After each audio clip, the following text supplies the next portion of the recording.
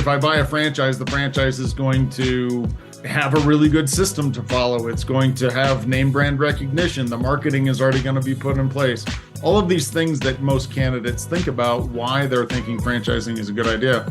And the reality is some franchise brands are fabulous at delivering on the franchise promise, and some brands are terrible at delivering on the franchise promise. They just don't have a very sophisticated system, or on and on. So part of what I help people do is differentiate and focus on different aspects so that they can uncover for themselves, does this franchise actually deliver on the things that are important to me? Allan has started and grown several multi-million-dollar businesses. His mission is to help you do the same. Welcome to the Business Growth Pod, building the future one entrepreneur at a time.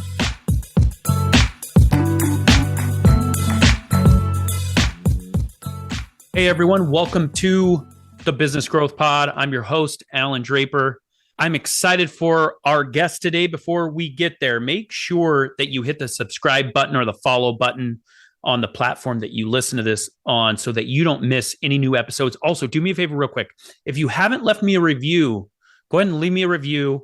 That helps me in a lot of ways, but it especially helps others who are looking for this show so they can find it. So today I would like to welcome to the show David Weaver. David is the president at Franchise Your Freedom, which is a business that connects entrepreneurs and business people with franchise opportunities that fit their specific needs, business goals, and financial goals. David is passionate about helping business owners make an impact on their communities. Welcome to the show, David. Thanks for having me, Allan. So, I get this question a lot with people that are thinking about starting a business. Hey, should I start from scratch or should I get a system that's already in place? And one thing that I tell them is, I don't think I realized the benefit of having a system until I started, my first couple of businesses without one. And now that I'm a few years down the road, I'm actually looking into a franchise that I'm really passionate about, actually. And that will be coming in the next couple of years. But I recognize that value. Do you find that with people that haven't operated a business or, quote unquote, been an entrepreneur before, that they are able to see that value? That's exactly why I'm so passionate about franchising. And I've got a couple of stories that illustrate that. But franchising for me is execution so that you can get your business to the point that it delivers back to you all of the hard work that you put into it, right? And what I mean by that is earlier in my career, I had a corporate America job. My dad, I grew up in the Midwest. My father was in the foundry business, so we made car parts. He sold the extended family business and then bought a small jobbing foundry in Detroit. So I left Colorado, went back to Detroit to help dad with the company, and he bought an existing business, but it really had no systems in place. It was a very autocratic leader. Without getting into a lot of details, it took me 2 solid years to fully implement ISO 9000 quality control process. And the result of all of that work was we reorganized the entire manufacturing facility, but putting those systems in place, we had about 25 employees. We dropped down to 11 employees and we were out producing castings in terms of revenue with 11 employees that we used to do with 25. And so what does that mean to the entrepreneur? I'll just say it's much more fun to run a business with 10 employees that produces, right, than it is to 5 that doesn't produce. And so that was my first aha into systems is where it's at, right? Family business is riddled with cliche, so I will just leave it at that. I wanted to raise my kids in the mountains of Colorado, so I came back to Denver. And the first job that I had was in making that transition. I worked for a small lender, and the owner of that company needed somebody to penetrate the franchise space, lend money to startup companies in a non-SBA manner, which meant I needed to research the franchisors to figure out what franchisors we were willing to partner with. So that experience gave me a lot of understanding for what makes a good franchisor good and what makes a bad franchisor bad. And there's plenty of both in the franchise space. And so just understanding kind of how those systems allows for that acceleration so that you can get a business large enough so that the business isn't about you. You're not working all those crazy hours anymore. You've developed a team. The team is now taking over the heavy load and you're making decent money. So when you put all of that together, life is really good. And until you have put all that together, you're just working a lot as an entrepreneur. And I would imagine people on your listener base can relate to that. So that's what I love about franchising. The systems just allow you to get that business to the place that you really want it. That drives that freedom and flexibility that a lot of people that I talk to are looking for in this idea that I want to start a business. I want to leave corporate America and I want to do something on my own. I'm fully convinced that franchising is the best path for that, especially if this is your first business. What are some questions that, when you first chat with somebody and they're trying to decide if a franchise is right for them, let alone which specific franchise, what are some questions that you ask to help kind of guide them in the right direction? One question that I think is critically important is speed to break even, right? Having the candidate who's never really owned a business before understand how long it should take for this particular business model to get to cash flow positive. What a lot of people don't realize is some businesses naturally break even quickly, and some businesses naturally take longer to get to cash flow positive.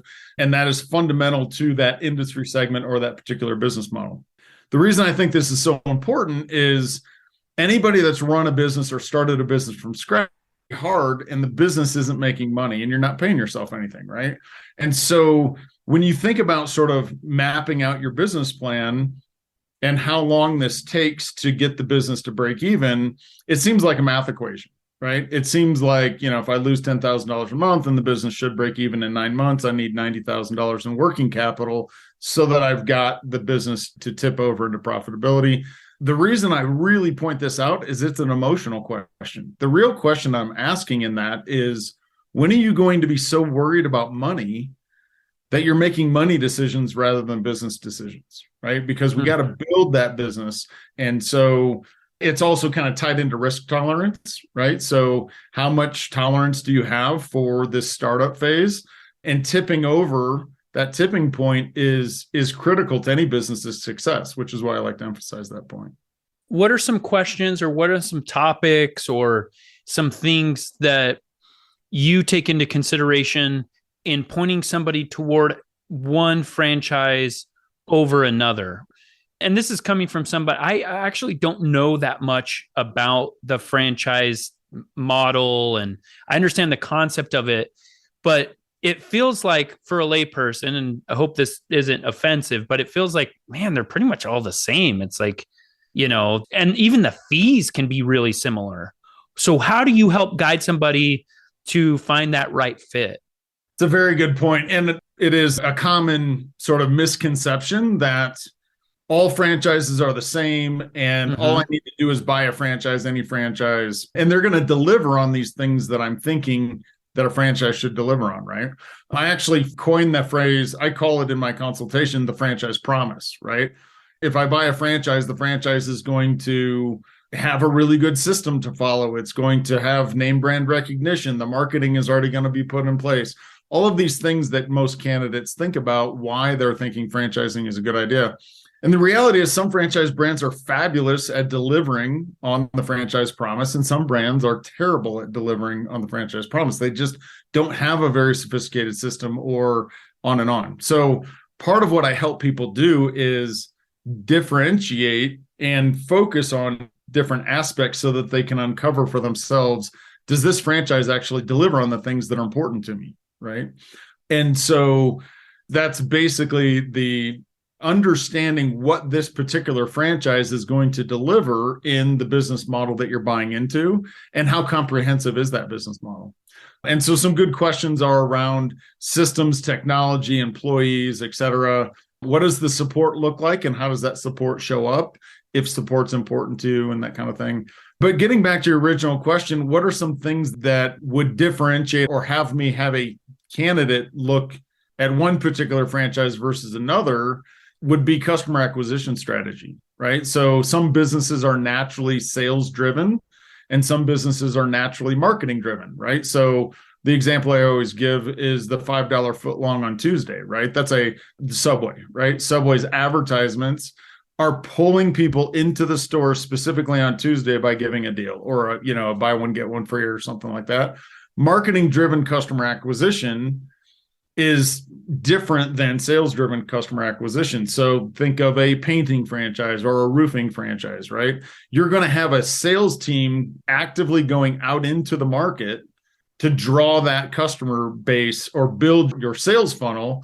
And sales driven customer acquisition happens faster than marketing driven. It just does, right? So if a candidate is sales adverse, they don't want to pick up the phone, they don't want to cold call, they don't know how to lead a sales team, then we're going to go to a brick and mortar fixed retail marketing driven customer acquisition strategy, or we're going to look at a franchise that really has that customer acquisition pinned down and they've really systematized it so that anybody can step in there and make it happen. I'm having a hard time coming up with an example of a franchise that, the general public would know of that's sales driven. Think of any service-based company, right? Like CertaPro Painters, their tagline is America's painting company. They're the largest painting company in the United States by 16 miles. It's just way, way bigger. And they're a very successful sales-driven customer acquisition, and they're looking for candidates that are also very strong, or franchisees. They want franchisees that are very strong sales people, right? And people that can build a sales organization. So the service-based franchises are just less sort of known as franchises rather than, the name brands that everybody would think of: Chick-fil-A, Subway, Orange Theory Fitness, Club Pilates, and stuff like that. Awesome. So what is your role and who pays your fee? How does that all work when you're trying to help people? Do you work for specific franchises, or is it more of you're making the connection? How does that work? Great question. Kind of a whole bunch of questions in that. So I do work with specific franchise brands. A lot of people don't know this. There's 4,000 companies selling franchises in the United States. Like I said before, some of them are fabulous and some of them are not fabulous. I have relationships with over 200 brands. So lots of different options, lots of different industry segments.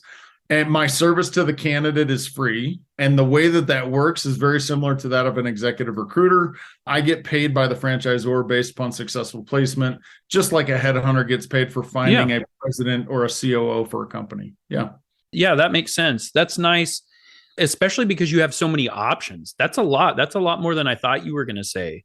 So that an individual can find something that really fits what they enjoy and the things that they're after.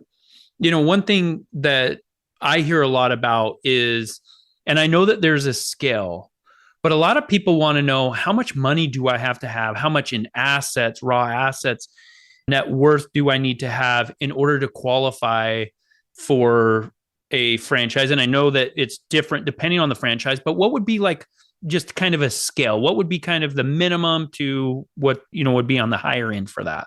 That's a really good question, and something that I talk to people about right out of the gate.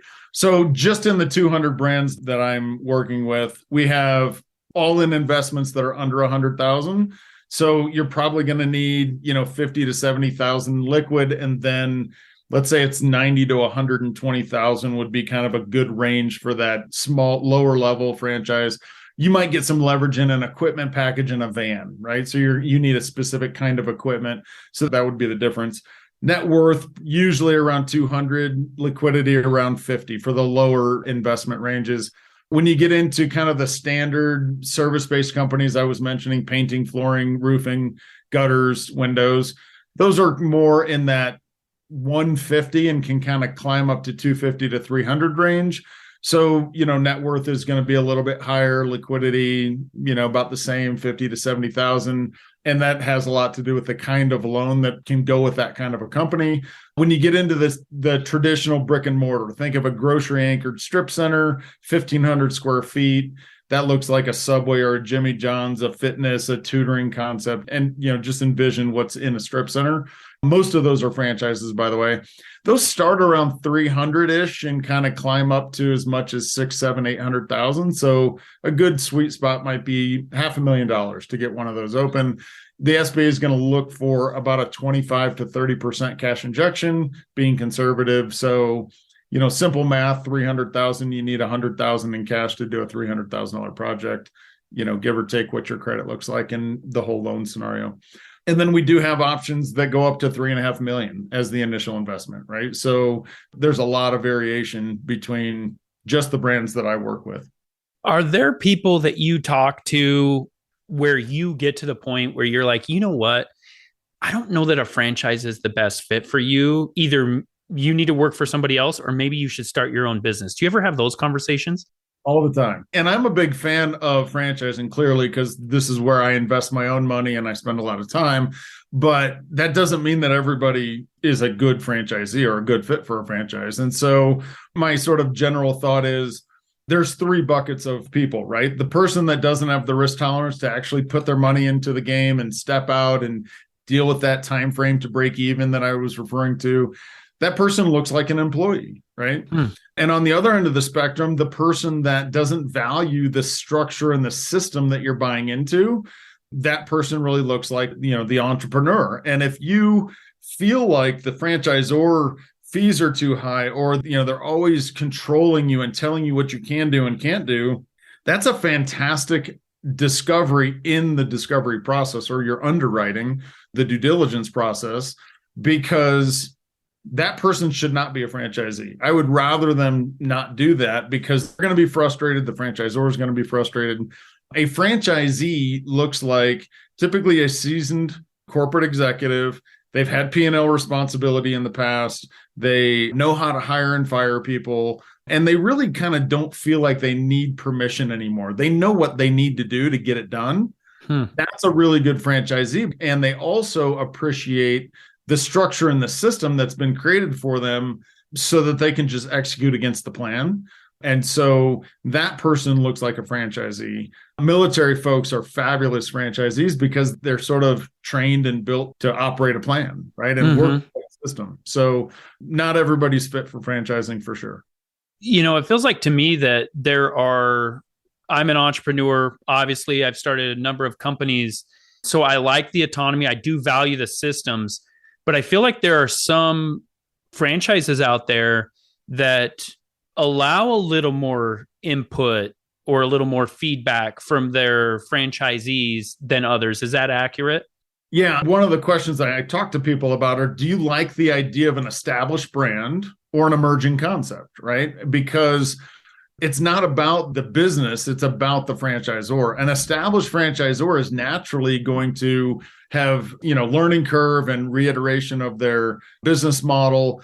And they're going to most likely have a stronger system, but also a much more structured system, right? So a lot more hand holding or hand slapping, you're not doing it the right way kind of thing. And if that's going to frustrate you, then a more mature established franchise is going to be not as good of a fit. An emerging brand is great because the initial franchisees all are sort of pioneer mindset. They're more like an entrepreneur, and the collaboration between those franchisees is really, really strong, right? Hey, I tried this. Did it work? And how much money did that cost? So there's a lot of collaboration going on, which is great. The downside of an emerging brand is that franchisor is just trying to grow as fast as they can. And so it's bumpy, right? It's not smooth sailing. And so if you have the idea that an emerging franchise is going to operate like an established one, they really are very different. And that kind of comes back to the franchise promise, right? What does this particular franchise deliver? And they're different. Makes sense.